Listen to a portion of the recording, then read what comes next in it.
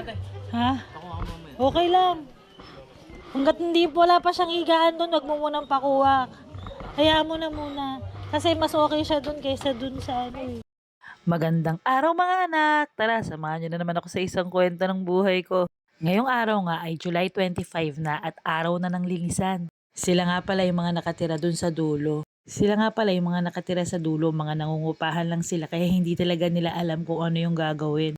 Tingin ko nagulat din sila sa nangyari kasi first time na nangyari sa kanila kaya wala talaga silang naisalba kahit konti. Ito yung bahay namin at ito yung binaha. Actually, talagang sanay na ako na lagi talaga itong binabaha pagka talagang malalakas ang mga ulan. Kaya sobrang thankful talaga na meron na kaming natitirahan ng mga anak ko kahit pa paano na mataas na hindi masyadong binabaha at hindi talagang binabaha. Putik pa. Tingnan natin.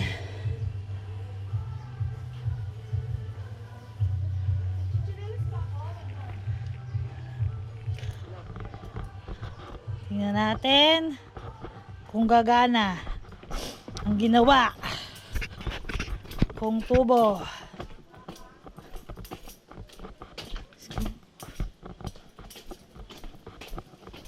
Yun oh. Ang perfect oh.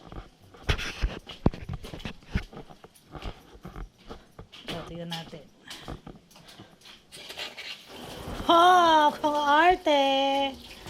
Pak! Ganon!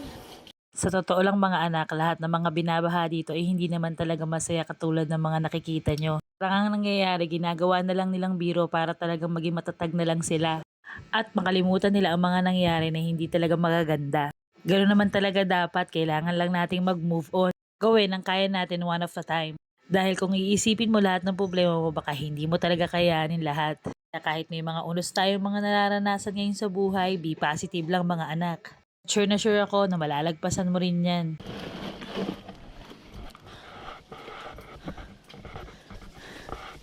Asan si tita? Naglalaro pa.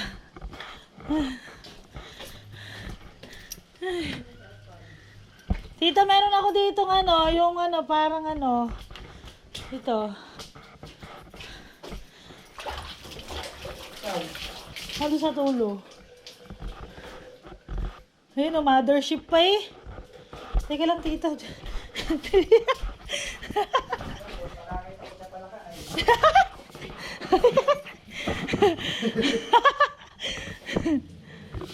Yo, puto pa.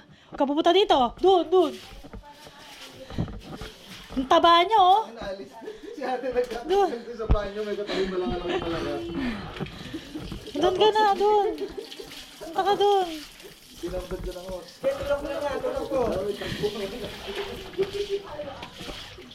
Doon ka na. Nakumuiteng. Doon ka. Bingo, pinabrush na namin doon. Alis ka muna kasi baka bumalik ka sa amin eh. Sorry naman. Ano ba gusto mong mangyari sa buhay mo? Kasi gusto namin maglinis. Okay na. We're free.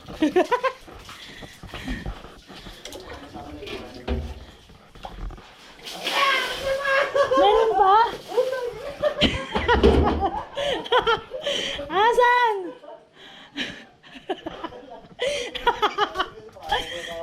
Asan? Nasa banyo! Meron pa din? Isa pa, putang na dalawa pa lang. Aray ko. Yun daw sa ayun! Nakatingin pa. Sa may CR tita. Ay, sa may sa may kinakamay ko pa naman kanina, di ba? Nagkakamay ako, tapos bigla may tumasok.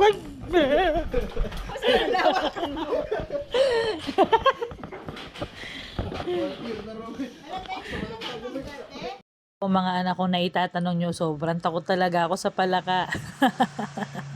Ang gusto ko lang naman talaga ay maglinis ng bonggang-bongga, pero dapat walang palaka. Pero kidding aside na lang talaga yan, sobrang swerte na lang din talaga namin at palaka lang ang mga nakikita namin. At wala talaga kaming nakikita ng mga harmful animals katulad ng mga ahas at mga distressed animals na talagang mga nakakapanakit na ng tao. At thank you Lord talaga at sumisikat na talaga si Haring Araw, makakapaglinis na rin kami ng maayos. Kaya mga anak, sinamahan nyo na naman ako sa isang kwento ng buhay ko. Sana nag-enjoy kayo sa not so good na kwento na naman ng buhay ko. At sa mga kaparehas ko na naglilinis din at naglilinis pa ng bahay, go lang ng go mga anak. Kaya hanggang sa muli! Bye!